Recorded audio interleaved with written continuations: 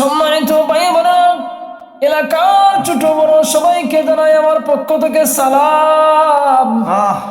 আজ আমরা সিরিয়াসলি ওয়াজ করতে আসিনি, কারণ আমাদের ডায়েরি ওয়াজের ভরপুর, আমাদের সময় নাই।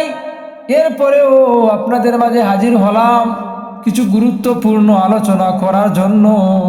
মন দিয়ে শুনবেন, খেয়াল করবেন, কিন্তু কি বলি ভয় পাবেন না, হাসতে হাসতে দাঁত ভাঙবেন না, সাবধান, সতর্ক থাকবেন। ভাইরা আমার, আমাদের এলাকায় এখন কি অবস্থা জানেন? একটি আসন, 3-4 জন প্রার্থী। একজন বলেন আমি উন্নয়ন করব, আর একজন বলেন না না, উন্নয়ন আমার বাপ দাদার পেশা, আমি উন্নয়ন না করে কি পারি। এমন কি অবস্থা শুরু হইল রে ভাই। ভাইরা আমার, শুধু তাই নয়, ভোটের সময় এমন অবস্থা হয়, কাল পর্যন্ত যে মানুষটাকে চা খেতে ডাকলে আসেনি, আজ সে বলে ভাই কেমন আছেন। ঠিক, আপনার খোঁজ খবর নিতে এলাম, কিভাবে থাকছেন, কিভাবে চলতেছেন। কি দরদ আর দরদ। আমরা বলি আরে ভাই এতদিন কোথায় ছিলেন? নাম্বারেও ফোন যায় না, হোয়াটসঅ্যাপেও ফোন যায় না, ইমুতেও ফোন যায় না, মেসেঞ্জারেও ফোন যায় না, ফেসবুকেও দেখা যায় না।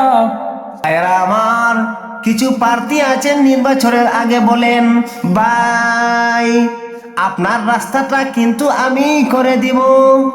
নির্বাচনের পরে যখন তিনি পাশ হয়ে যান, তখন রাস্তার কথা বললে তিনি উত্তরে কি বলেন জানেন?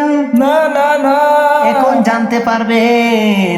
তিনি বলেন রাস্তা তো মানুষ ভাঙেনি, আমি ওই ভাঙিনি, রাস্তা তো ভেঙেছে আল্লাহর ইচ্ছায়। বুঝলেন কথা? ঠিক। বুঝলেন তো? কারবারটাই দেখেন। ও ভাই ও বোনেরা, আমরা যেন এমন কাউকে বেছে নেই যে বুটের আগে মিষ্টি কথা বলে আর বুটের পরে ফোনই ধরে না। এটাও যেন না হয়। ভাইরা আমার, ইসলাম কি বলে জানেন? ভোট দেওয়া হচ্ছে একটি আমানত, আর আমানতের খেয়ানত করলে কিন্তু তার হিসাব দিতে হবে মহান রবের কাছে। ঠিক, সুতরাং যাকে দিবেন হাসি মুখ দেখে না, পোস্টার দেখে না, কাজকর্ম এবং তার চরিত্র সততা দেখে ভোট দিতে হবে। ঠিক। সব শেষে বলি আমরা সবাই মিলে এই এলাকা, আমরা সবাই মিলেই একটা শক্তি।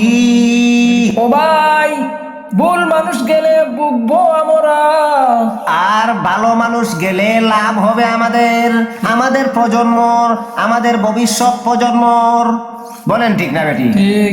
আল্লাহ আমাদের সবাইকে বুদ্ধি আর বিবেক এবং সঠিক সিদ্ধান্ত নেওয়ার তৌফিক দান করুন। সবাই বলুন আমিন। আমিন। ওয়া আখিরু দাওয়ানা আনিল হামদুলিল্লাহি রাব্বিল আলামিন। আমিন। আসসালামু আলাইকুম ওয়া রাহমাতুল্লাহি তাআলা ওয়া বারাকাতুহু।